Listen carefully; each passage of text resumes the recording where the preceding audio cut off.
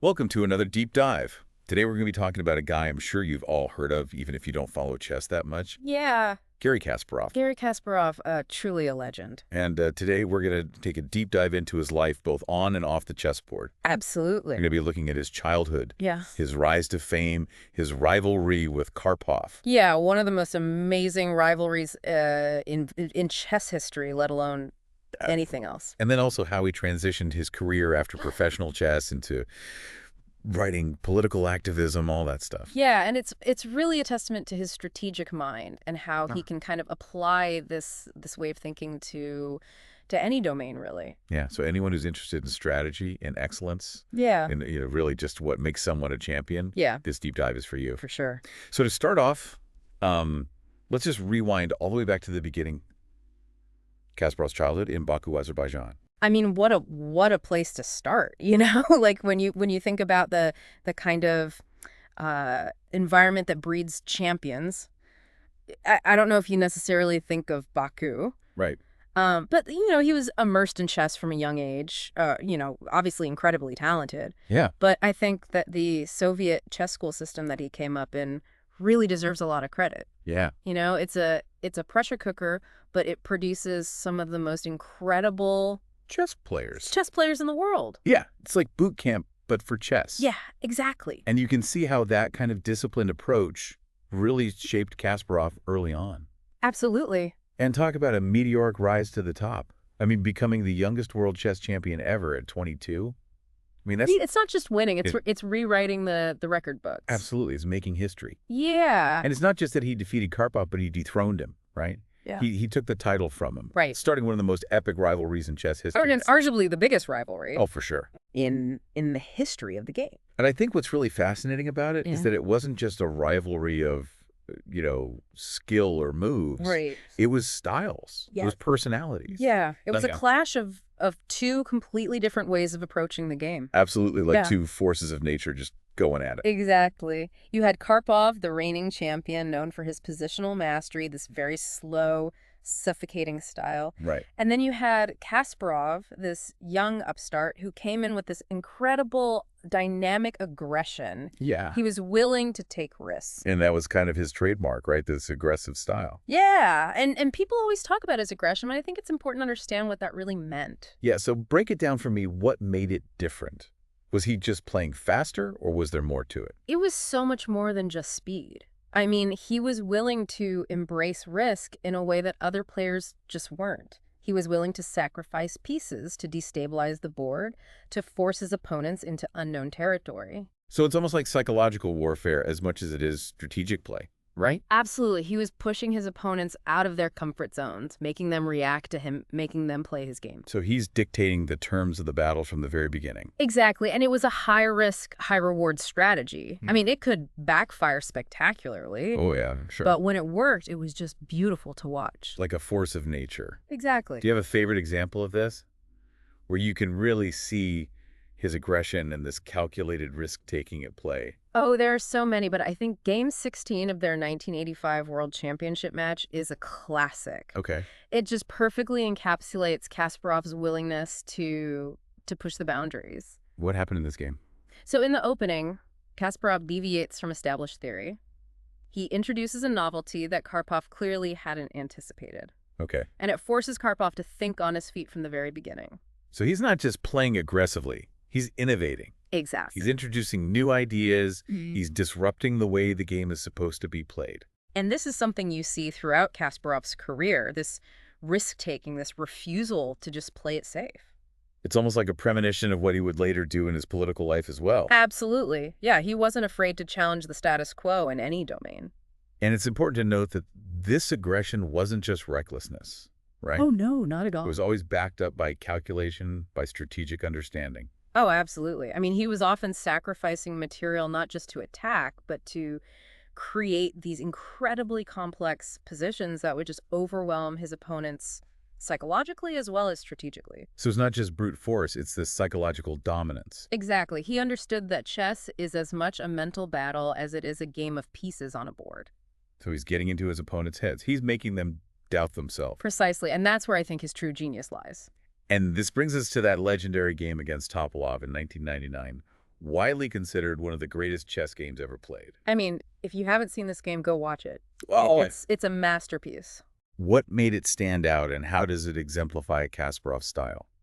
Well, think about this. In chess, sacrificing your queen is usually a desperate move. It's a last resort. Right, like giving up your most powerful piece. Exactly. But Kasparov in this game sacrifices his queen What? to launch this devastating attack that leads to a forced checkmate. He sacrifices his queen. He does, and that's what makes this game so incredible. He saw the opportunity, he calculated the risks, and he went for it. It must take incredible mental fortitude to do something like that. It does. It goes against every instinct, every rule of thumb. But that's Kasparov. That's Kasparov, always pushing the boundaries, always willing to take the unconventional path if it leads to victory. And what's amazing is he's not just winning, he's doing it with style, with flair, with this incredible sense of drama. Yeah, this game, it's not just a chess game, it's a work of art.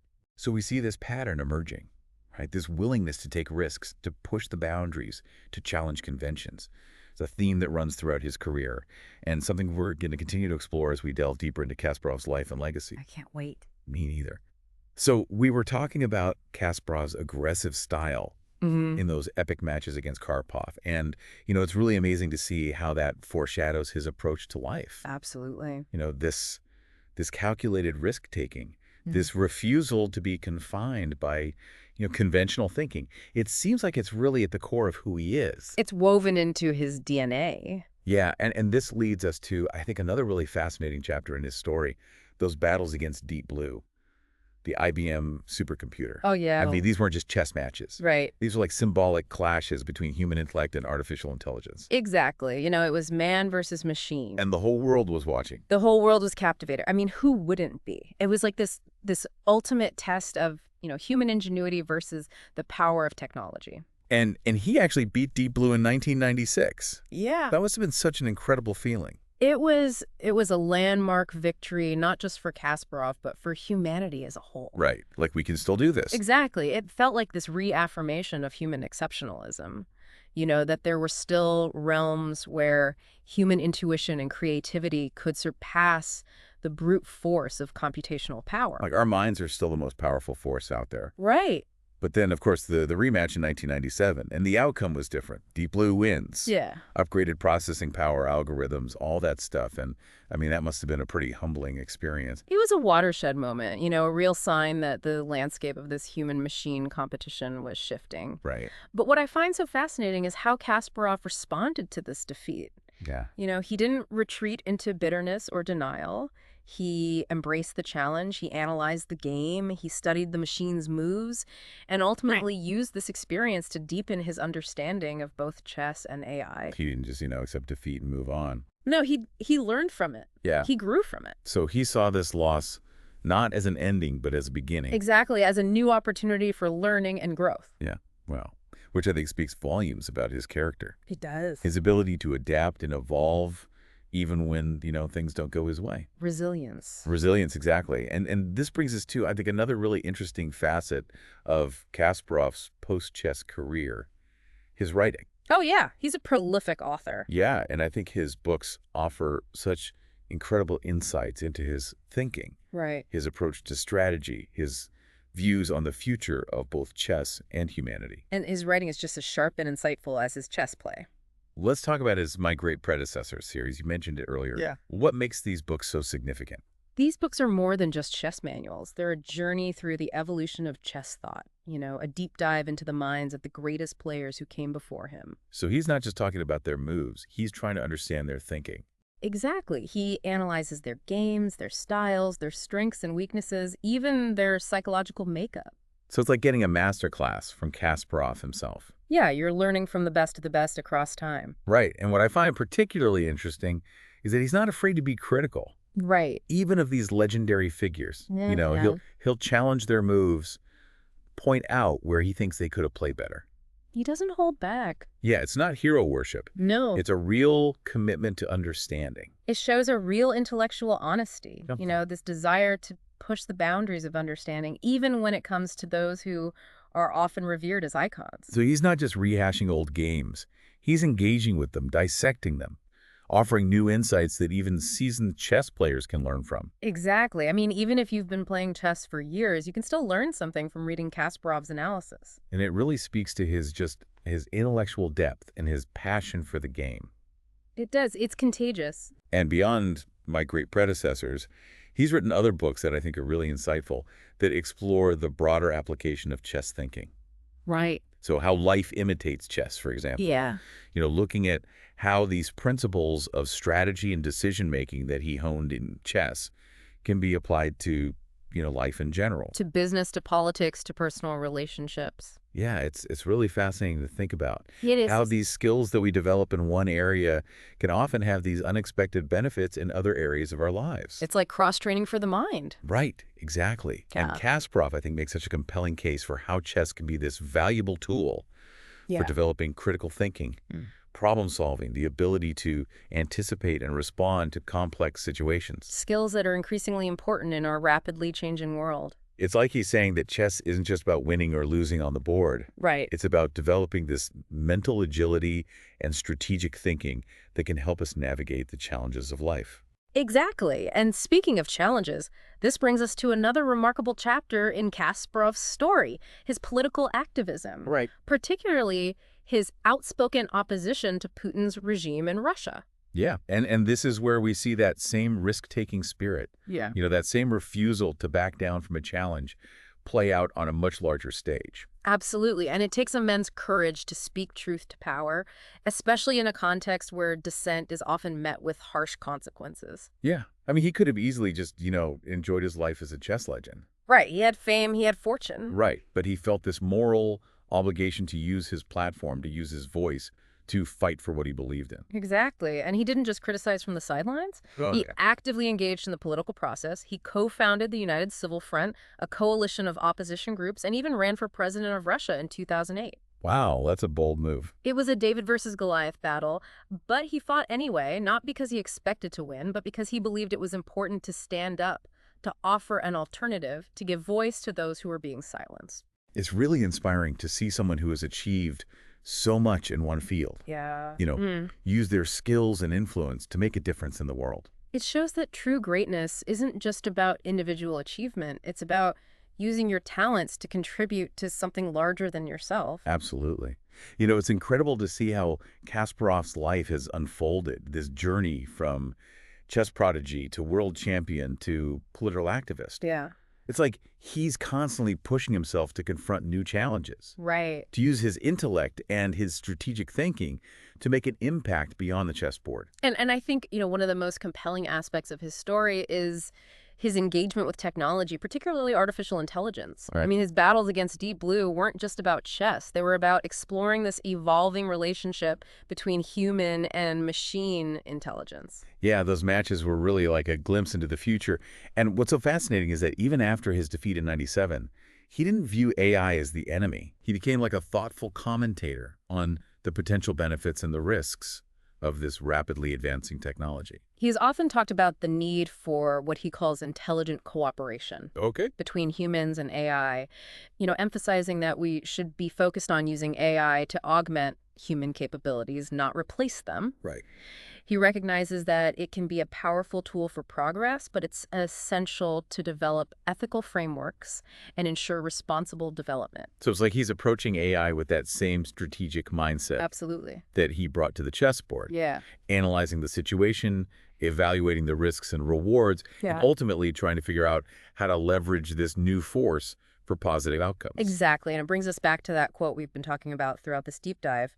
If you wish to succeed, you must brave the risk of failure. Right. And it's so relevant to Kasparov's life and particularly insightful when you think about it in the context of AI. Yeah, it's like he's saying that we can't be afraid to explore the unknown, to embrace new technologies, even if there are potential risks involved. Yeah. As long as we approach these advancements with careful consideration and a commitment to ethical principles, we can harness their power for good. And what's so inspiring about Kasparov is that he doesn't just talk about these ideas. Right. He lives them.